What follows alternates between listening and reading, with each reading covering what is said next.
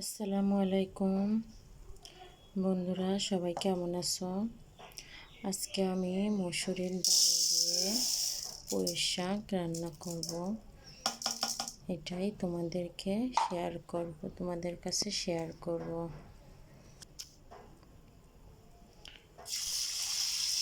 ডালটা আমি ভালোভাবে প্রথমে ধুয়ে নেব।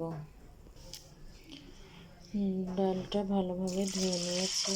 এতে এবার আমি পানি দিয়ে দিলাম। এরপরে পেঁয়াজ রসুন দিয়ে দিয়েছি। ডালের কড়াইটা চুলার উপরে বসিয়ে দিয়েছি। এবার এতে একটু হলুদ গুঁড়া আর পরিমাপ মতো লবণ দিয়ে দেব।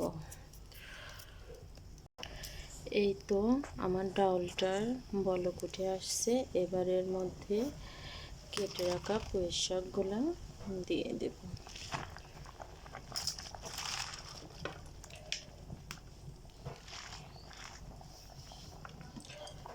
পুঁই শাকগুলো দেওয়া হয়ে গেছে। এবার আমি এটা নেড়ে চেড়ে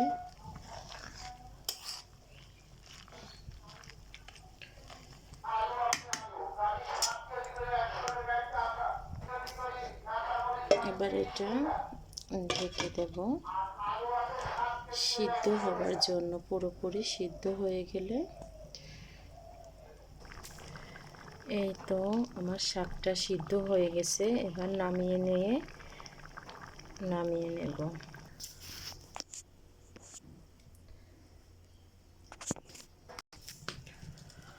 তেলটা গরম হয়ে গেছে।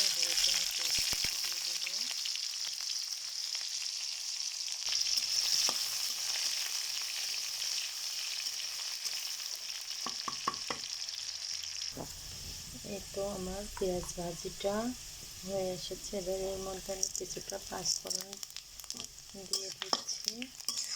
এবার নেড়ে চেড়ে এর মধ্যে আমি শাক আর ডালটা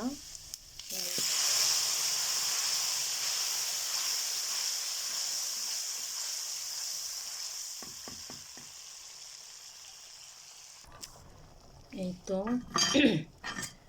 ডাল দিয়ে পুঁই শাক রান্না আমার হয়ে গেছে। এবার নামিয়ে নেব।